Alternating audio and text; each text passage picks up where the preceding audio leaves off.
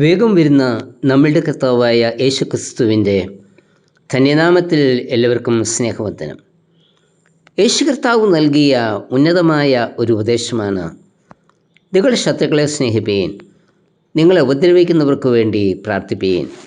സ്വർഗസ്ഥനായ നിങ്ങളുടെ പിതാവിന് പുത്രന്മാരായി തീരേണ്ടതിന് തന്നെ അവൻ ദുഷ്ടന്മാരുടെ മേലും നല്ലവരുടെ മേലും തൻ്റെ സൂര്യനെ ഉദിപ്പിക്കുകയും നീതിമാന്മാരുടെ മേലും നീതികെട്ടവരുടെ മേലും മഴ പെയ്യുകയും ചെയ്യുന്നുവല്ലോ. മത്തായി 5:44-45 വാക്യങ്ങൾ. സംഘർഷം നിറഞ്ഞിരിക്കുന്ന ഇന്നത്തെ സാഹചര്യത്തിൽ എങ്ങനെ ശത്രുക്കളെ സ്നേഹിപ്പാൻ കഴിയും? എങ്ങനെ സ്നേഹിക്കാം എന്ന് ഫിലോമൻ്റെ ലേഖനത്തിൽ പൗലോസ് പറയുന്നുണ്ട്. ഫിലോമൻ്റെ അടിമയായിരുന്ന ഒനേസിമോസ് ഒളിച്ചോടുകയും ഒടുക്കം തടവിലായിരുന്ന പൗലോസിൻ്റെ അടുക്കൽ എത്തുകയും ചെയ്തു. പൗലോസുമായുള്ള അടുപ്പം ഒനേസിമോസിനെ രക്ഷയിലേക്ക് നയിച്ചു. ഒളിച്ചോടിപ്പോകുന്ന അടിമകളെ പിടികിട്ടിയാൽ കഠിനമായി ശിക്ഷിക്കുകയോ വധശിക്ഷ തന്നെ നൽകുകയോ ചെയ്യാം എന്നായിരുന്നു അന്നത്തെ നിയമം. എന്നാൽ ഫിലോമോന് ഒരു കത്തെഴുതി അത് ഒനേസിമോസിൻ്റെ കയ്യിൽ കൊടുത്തു വിട്ടുകൊണ്ട് പൗലോസ് ഫിലോമോനോട് പറയുന്നത്, നീ ഒനേസിമോസിനോട് ക്ഷമിക്കണം എന്നാണ്. ഈ വിധത്തിൽ കത്തെഴുതുവാനുള്ള കാരണം 19 വാക്യത്തിൽ പറയുന്നുണ്ട്. പൗലോസ് മുഖാന്തരം രക്ഷാനിർണയം പ്രാപിച്ച വ്യക്തിയായിരുന്നു ഫിലോമോൻ. രക്ഷാനിർണയം പ്രാപിച്ചവർ തെറ്റ് ചെയ്യുന്നവരോട് ക്ഷമിക്കണം. എന്തുകൊണ്ടെന്നാൽ കർത്താവ് അനവധിയായി നമ്മളുടെ പാപം ക്ഷമിച്ചവനല്ലേ. ഫിലോമോൻ പൗലോസിൻ്റെ ഉപദേശം സ്വീകരിച്ചു. ഒനേസിമോസിനോട് ക്ഷമിക്കുക മാത്രമല്ല, അടിമവേലയിൽ നിന്ന് ഒനേസിമോസിന് സ്വാതന്ത്ര്യവും നൽകി. ക്രിസ്തുവിൻ്റെ സ്നേഹം തെറ്റുകളെ ക്ഷമിക്കുന്നു. ക്രിസ്തുവിൻ്റെ സ്നേഹം ശിക്ഷയിൽ നിന്ന് വിടുതലും സ്വാതന്ത്ര്യവും നൽകുന്നു. തൻ്റെ ഭർത്താവിനെയും 2 മക്കളെയും ചുട്ടുകരിച്ചവർക്ക് ക്ഷമ നൽകിയ ഗ്ലാഡിസ് വിശ്വാസസമൂഹത്തിൻ്റെ മുൻപിൽ ക്രിസ്തുവിൻ്റെ സ്നേഹത്തിൻ്റെ സാക്ഷിയായി നമ്മുടെ മുൻപിൽ നിൽക്കുന്നു. വിശ്വാസി എന്ന് പുകഴുന്ന നമുക്ക് അതിന് കഴിയുന്നുണ്ടോ? ക്ഷമിക്കും, പക്ഷേ മറക്കില്ല. എന്നോട് ചെയ്ത തെറ്റ് മറക്കാൻ കഴിയില്ല എന്ന വിശ്വാസി പറയുന്നത്. ക്ഷമിക്കുകയും മറക്കുകയും ചെയ്യുന്നതാണ് ക്രിസ്തുവിൻ്റെ സ്നേഹം. വിശ്വാസികളായ നമ്മളില്ലാത്തതും എന്നാൽ ഫിലോമോനിൽ ഉണ്ടായിരുന്നതുമായ ചില സ്വഭാവ ഗുണങ്ങൾ ഫിലോമോൻ്റെ ലേഖനത്തിൽ പറയുന്നുണ്ട്. 1. ഫിലോമോനിൽ ഉള്ള സ്നേഹവും വിശ്വാസവും. 4 വാക്യം ഇപ്രകാരമാണ്: കർത്താവായ യേശുക്രിസ്തുവിനോടും സകല വിശുദ്ധന്മാരോടും നിനക്കുള്ള സ്നേഹത്തെയും വിശ്വാസത്തെയും കുറിച്ച് ഞാൻ കേട്ടു. ഫിലോമോനിൽ ഉണ്ടായിരുന്ന സ്നേഹം ചോദ്യം ചെയ്യപ്പെടാത്തതായിരുന്നു. ഫിലോമോൻ്റെ സ്നേഹം മറ്റുള്ളവർ അംഗീകരിച്ചിരുന്നു. ഈ സ്നേഹം നമ്മിൽ ഉണ്ടോ?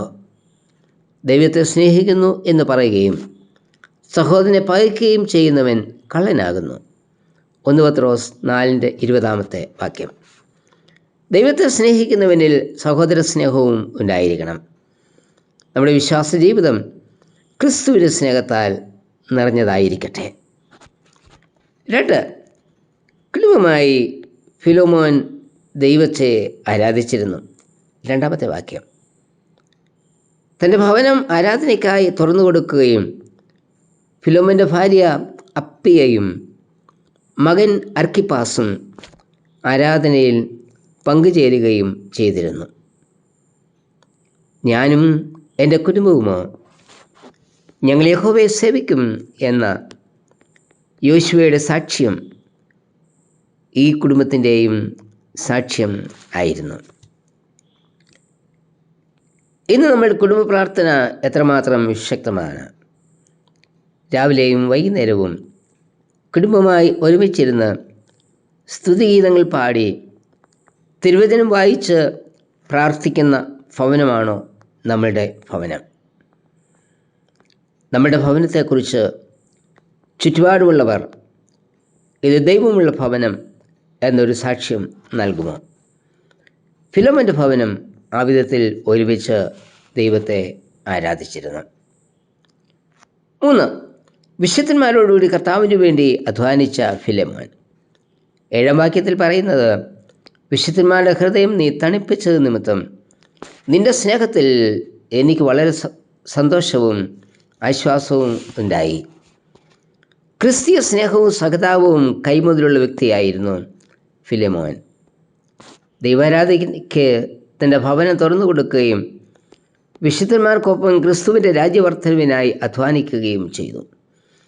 ദൈവിക ശുശ്രൂഷകരോടുള്ള നമ്മുടെ ഇടപെടലും ദൈവരാജ്യത്തിൻ്റെ വളർച്ചയ്ക്കായിട്ടുള്ള നമ്മുടെ അധ്വാനവും എത്രമാത്രം ശക്തമാണ്. ദൈവമായിട്ടുള്ള കൂട്ടായ്മ അനുഭവത്തിലാണോ നാം ചരിക്കുന്നത്? നമ്മുടെ ജീവിതം ദൈവത്തെ മഹത്വപ്പെടുന്നതായിരിക്കണം. നമ്മുടെ എല്ലാ പ്രവൃത്തികളും വിശ്വാസികൾക്കും സകല ജനത്തിനും പ്രയോജനം ചെയ്യുന്ന വിധത്തിലായിരിക്കണം. ക്രൂശിച്ചൊരു രക്തത്താൽ നമ്മെ പാപത്തിൽ നിന്ന് വീണ്ടെടുത്ത് തൻ്റെ പുത്രന്മാരാക്കി തീർത്ത കർത്താവിന് നമ്മെ തന്നെ നൽകുവാൻ നാം കടപ്പെട്ടവരാണ്. ഇതൊരിക്കലും മറന്ന് പ്രവർത്തിപ്പാൻ പാടില്ല. കർത്താവെ, സ്നേഹത്തിൻ്റെയും കൂട്ടായ്മയുടെയും സാക്ഷ്യം നിർവഹിച്ച് ദൈവരാജ്യ നിർമ്മിതിയിൽ പങ്കാളിയാകുവാൻ എന്നെയും സഹായിക്കണമേ. ആമേൻ. ആരെല്ലാം കൈവെടിഞ്ഞാലും ആരെല്ലാം തള്ളി